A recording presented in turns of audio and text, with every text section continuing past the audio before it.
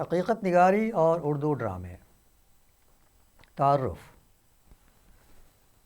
حقیقت پسندی یا حقیقت نگاری ایک شعوری تحریک یا رجحان کے طور پر اگرچہ 19ویں صدی میں نمودار ہوئی، لیکن اس کے غیر شعوری نشانات دنیا کی اکثر زبانوں میں بہت پہلے سے ملنے شروع ہو جاتے ہیں.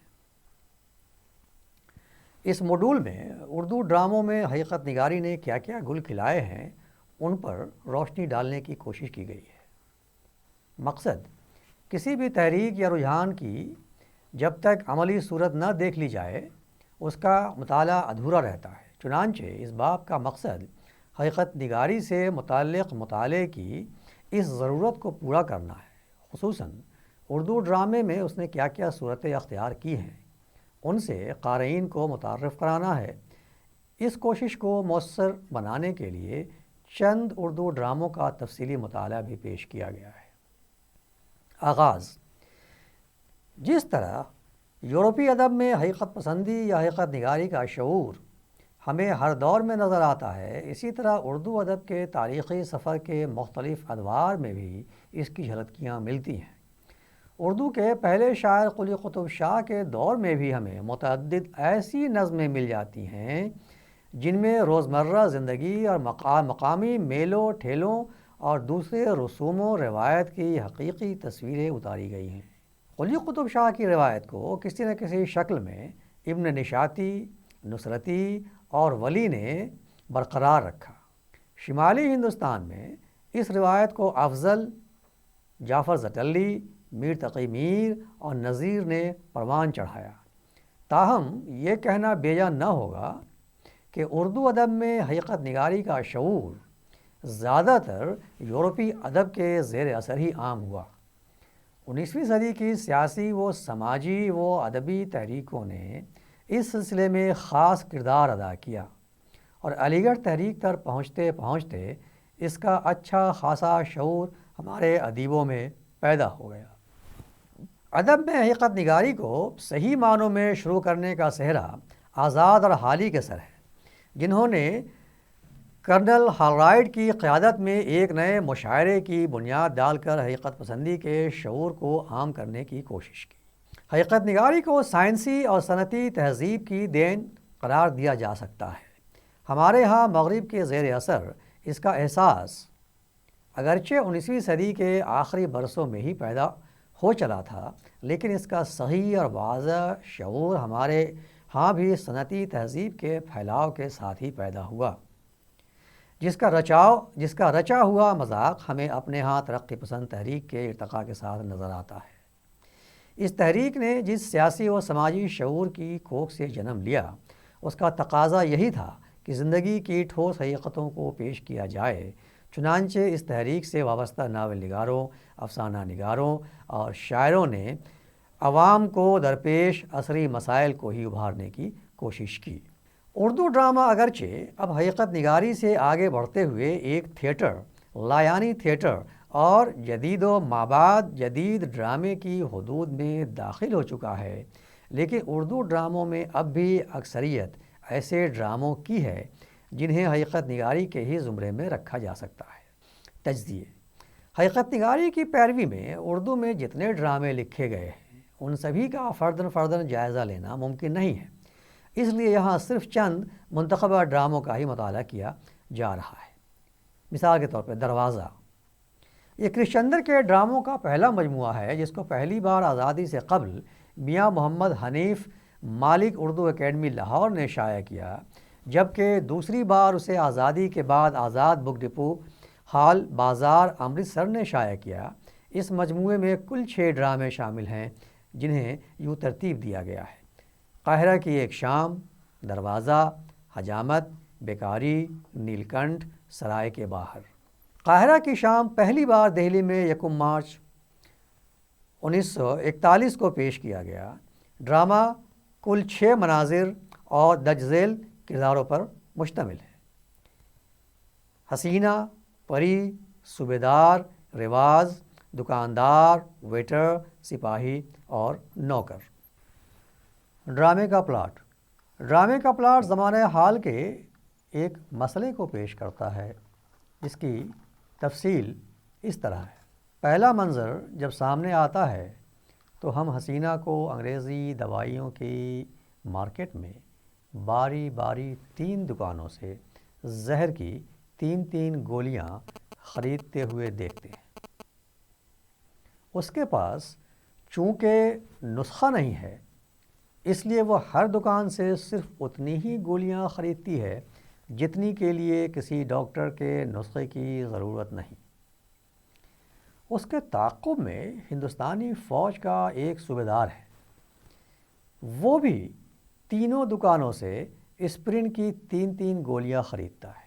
دوسرے منظر میں بھی ہم صوبیدار کو حسینہ کا تعاقب کرتے ہوئے دیکھتے ہیں۔ اب وہ دونوں سمندر کے ساحل پر چل رہے ہیں۔ صوبیدار کو اپنے تعاقب میں آتا دیکھ کر حسینہ رک کر اس سے پوچھتی ہے کہ وہ اس کا تعاقب کیوں کر رہا ہے۔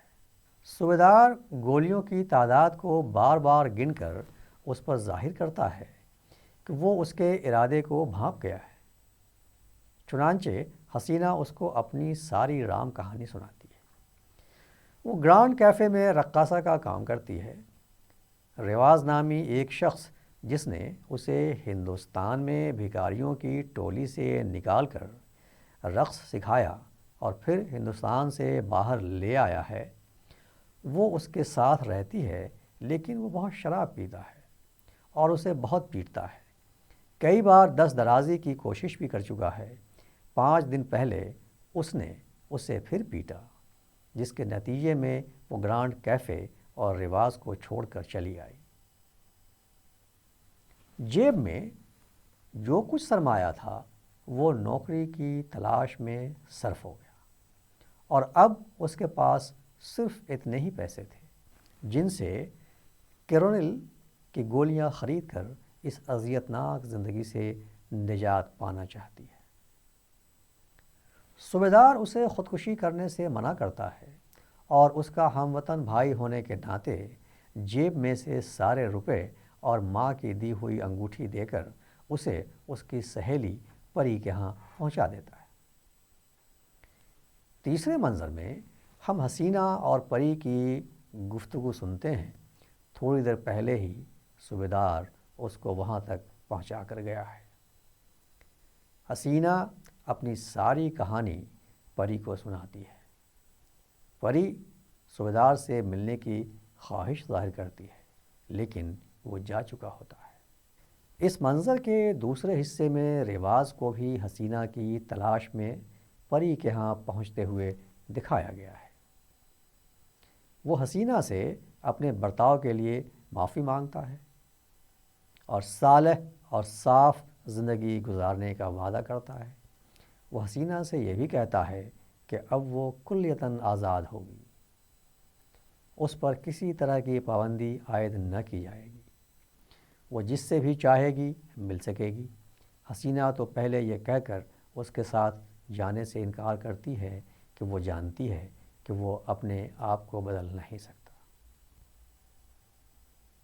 لیکن اس کی منت سماجت کو دیکھتے ہوئے پری بھی حسینہ کو یہی مشورہ دیتی ہے کہ وہ اس کے ساتھ چلی جائے۔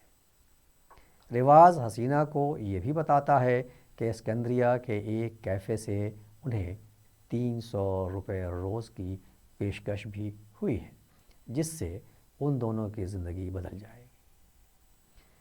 یہاں ہمیں یہ بھی معلوم ہوتا ہے کہ رواز حسینہ سے شدید محبت کرتا ہے، لیکن حسینہ اس کو بالکل پسند نہیں کرتی، بلکہ اس سے نفرت کرتی ہے۔ اس کی منت سماجت اور آئندہ صالح زندگی گزارنے کے وعدے پر حسینہ ایک بار پھر اس کے ساتھ جانے کے لیے تیار ہو جاتی ہے، لیکن ساتھ ہی یہ بھی کہہ دیتی ہے کہ وہ اسے سدھرنے کا آخری موقع دے رہی ہے۔ چوتھا منظر ہمیں درج ذیل معلومات فراہم کرتا ہے۔ رواز خود کو بدل نہیں سکتا، ہم اسے شراب پیتے دیکھتے ہیں۔ حسینہ رواز سے شدید نفرت کرتی ہے اور حسینہ کے تئیں رواز کے ارادے نیک نہیں ہیں، وہ اسے ہر حال میں اپنے قابو میں کرنا چاہتا ہے۔ پانچواں منظر حسینہ کو کیفے میں رقص کرتے ہوئے دکھاتا ہے۔ ساتھ ہی کچھ فوجی جن میں متذکرہ صوبیدار بھی شامل ہے اس کے رقص کے بارے میں بات چیت کرتے نظر آتے ہیں۔ چھٹے اور آخری منظر میں ہم حسینہ کو بڑی مسرور حالت میں کمرے میں داخل ہوتے ہوئے دیکھتے ہیں۔ وہ بہت خوش ہے، اس کے ہاتھ میں پھول کا ایک گلدستہ بھی ہے، اسے وہ متذکرہ صوبیدار نے دیا ہے۔ صوبیدار کا جہاز آج روانہ ہونے والا ہے اور حسینہ نے اس سے وعدہ کیا ہے کہ وہ اسے الوداع کہنے کے لیے آئے گی۔ حسینہ کے ہاتھ میں گلدستہ دیکھ کر رواز کا پارا چڑھ جاتا ہے۔ وہ سمجھتا ہے کہ یہ اسے کیفے کے مالک نے دیا ہے، لیکن جب گلدستہ پر لگے کارڈ سے اسے یہ معلوم ہوتا ہے کہ یہ صوبیدار نے دیا ہے تو غصے کے عالم میں اس سے کہتا ہے کہ وہ اسے صوبیدار کی آغوش میں ہرگز جانے نہیں دے گا۔ وہ ایک بار پھر دست درازی کرنے کی کوشش کرتا ہے، مگر حسینہ بفر کر اسے برا بھلا کہتے ہوئے بتاتی ہے کہ اگر صوبیدار اس کا عاشق ہوتا تو وہ آج اسے اپنے ہاں نہ دیکھتا۔ وہ جب صوبیدار کو الوداع کہنے کے لیے باہر جانے لگتی ہے تو وہ اس کا راستہ روک کر دروازہ بند کر دیتا ہے۔ جہاز ایک لمبی کوک کے ساتھ روانہ ہو جاتا ہے اور وہ سسکیاں بھرتی رہ جاتی ہے۔ رواز نشے میں دھت ایک طرف لڑھک کر خراٹے لینے لگتا ہے۔ ڈرامے کی ساری تفصیلات بیان کرنے کا واحد مقصد حقیقت نگار ڈرامے کے پلاٹ کی عملی ساخت اور واقعاتی بنت سے قاری کو متعارف کرانا ہے تاکہ اسے صرف تھیوری ہی نہیں اس کی عملی صورت کا بھی اندازہ ہو سکے۔ ہندوستانی سماج میں عورت کو گھر کے اندر اور باہر جو حیثیت حاصل ہے، خصوصاً نچلے طبقے کی عورتوں کو، کرشچندر نے اس کی بہت سچی تصویر پیش کی ہے۔ کرشچندر کا کمال یہ ہے کہ انہوں نے بڑے بے باک انداز میں اس مسئلے کو ہمارے سامنے پیش کیا ہے۔ اس کو حل کرنے سے متعلق کوئی رائے دینے یا کسی طرح کی فلسفیانہ بحث چھیڑنے سے انہوں نے بڑی خوبی سے خود کو بچایا ہے۔ اس اجتناب سے پتہ چلتا ہے کہ وہ حقیقت نگاری کی روایت اور تقاضوں سے بخوبی واقف ہیں۔ لیکن اس کا ہرگز یہ مطلب نہیں کہ حقیقت نگار ادیب اپنی رائے نہیں دے سکتا۔ ضرور دے سکتا ہے، اور بہت سو نے تو ایسا کیا ہے جس کی وجہ سے ان کی تخلیقات اصلاحی و اخلاقی اور مقصدی رنگ لیے ہوئے ہیں، مگر اکثر حقیقت نگار ادیبوں نے ایسا کرنے سے گریز ہی کیا ہے اور خود کو صرف حقیقی تصویریں پیش کرنے تک ہی محدود رکھا ہے۔ یہ ڈرامہ بھی معروضی حقیقت نگاری کے زمرے میں ہی آتا ہے۔ پلاٹ کے ارتقاء کے اعتبار سے اسے حقیقت نگاری کے زمرے میں رکھنا قدرے مشکل ہے، کیونکہ اس میں کہانی ایک لیک پر آگے بڑھتی ہے، جو کلاسیکی ڈرامے کی خصوصیت ہے۔ ڈرامے میں دو جگہوں پر کہانی تھوڑی دیر کے لیے ٹھہری ضرور ہے، مگر اسے ہم انقطاع نہیں کہہ سکتے اور نہ قصہ در قصہ کا نام بھی دے سکتے ہیں۔ یہ ارتقائی سفر، جس کا مقصد حسینہ کی آزادی کو بحال رکھنا ہے، اس وقت ختم ہوتا ہے جو رواز اسے صوبیدار سے ملنے کے لیے باہر جانے سے روکتا ہے اور جہاز کی کوک اس کی مجبوری اور لاچاری کا اعلان کرتی ہے۔ پلاٹ کا یہ مرحلہ اس کا نقطۂ عروج بھی ہے اور اختتام بھی۔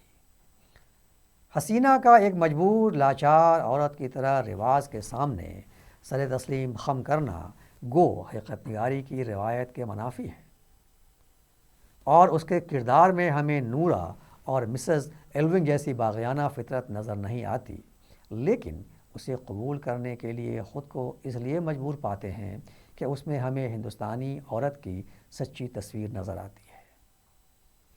ابسن کے دونوں کردار جس ماحول کے پروردہ ہیں، اس میں اس طرح کی جرأت رندانہ پیدا ہونے کی گنجائش ہے، لیکن حسینہ جس ماحول کی پیداوار ہے اس میں اس طرح کا حوصلہ پیدا ہونا اگر ناممکن نہیں تو مشکل ضرور ہے۔ اس لیے ہم اسے حقیقت نگاری کے دائرے میں رکھنے کے لیے مجبور ہو جاتے ہیں۔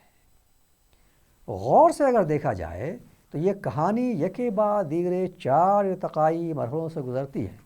پہلا مرحلہ اس وقت آتا ہے جب حسینہ کی ملاقات صوبیدار سے ہوتی ہے اور وہ اسے زندگی کی طرف لوٹ جانے کا مشورہ دیتا ہے۔ اسی مرحلے میں خود کو آزاد کرانے کی حسینہ کی پہلی کوشش بھی مضمر ہے۔ دوسرا مرحلہ اس وقت پیش آتا ہے جب حسینہ رواز کی طرف لوٹ جاتی ہے۔ تیسرے مرحلے میں ہمیں یہ معلوم ہوتا ہے کہ رواز وعدے کے باوجود خود کو بدل نہیں سکا ہے، اور آخری مرحلے میں قاری پر یہ بات واضح ہو جاتی ہے کہ حسینہ ایک لاچار و مجبور عورت ہے کہانی ان 4 مرحلوں سے گزر کر انجام تک پہنچتی ہے۔ وحدت زمان اور وحدت مکان دونوں سے یہاں انحراف کیا گیا ہے۔ نہ تو یہ کہانی ایک دن کے واقعات پر مشتمل ہے اور نہ واقعات ہی ایک جگہ پر رونما ہوتے ہیں۔ پہلے ہم کرداروں کو قاہرہ میں دیکھتے ہیں اور پھر اسکندریہ میں۔ وحدت عمل کا البتہ احترام کیا گیا ہے اور سارے واقعات مرکزی کہانی سے ہی تعلق رکھتے ہیں۔ حقیقت نگاری سے تعلق رکھنے والے یورپی ڈراموں میں بھی ہم دیکھ چکے ہیں کہ وہاں بھی ارسطاطیلیسی اور اصولوں سے قطعی انحراف نہیں کیا جاتا، ضرورت پڑنے پر اس سے مدد بھی لی جاتی ہے۔ یہاں بھی کرشن چندر ایسا ہی کرتے نظر آتے ہیں۔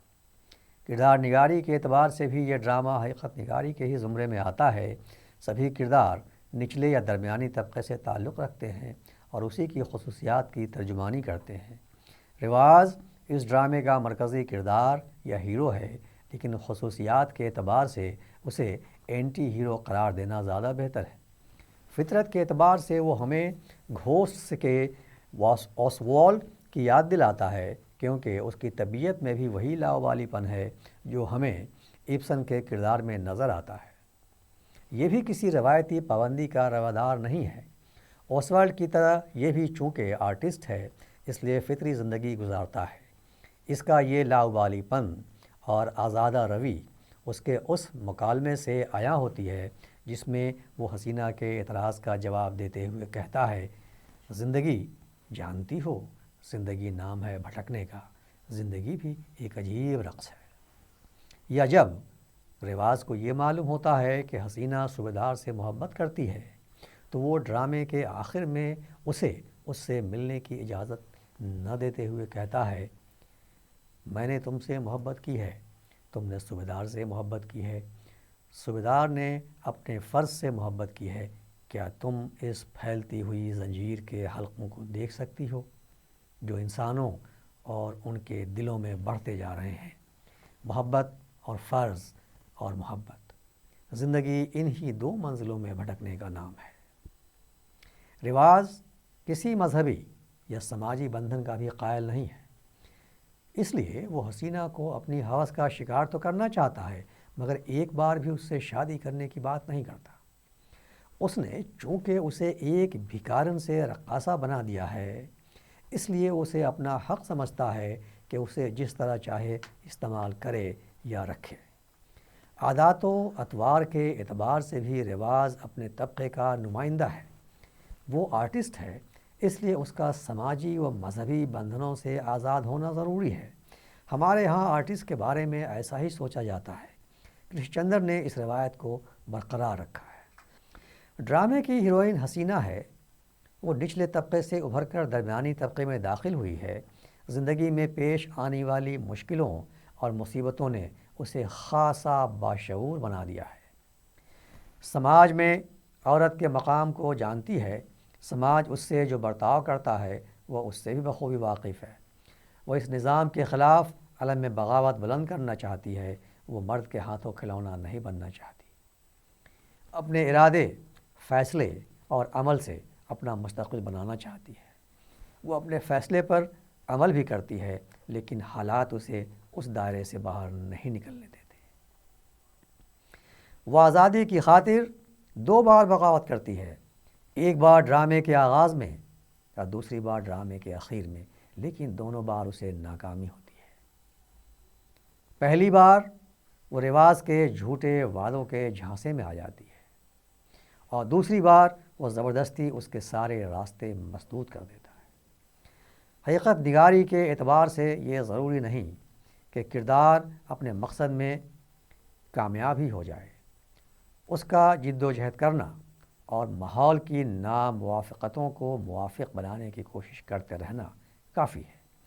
اس ڈرامے کا تیسرا کردار صوبیدار ہے، جس کی صرف ایک جھلک ہمیں ڈرامے کے آغاز میں دکھائی دیتی ہے۔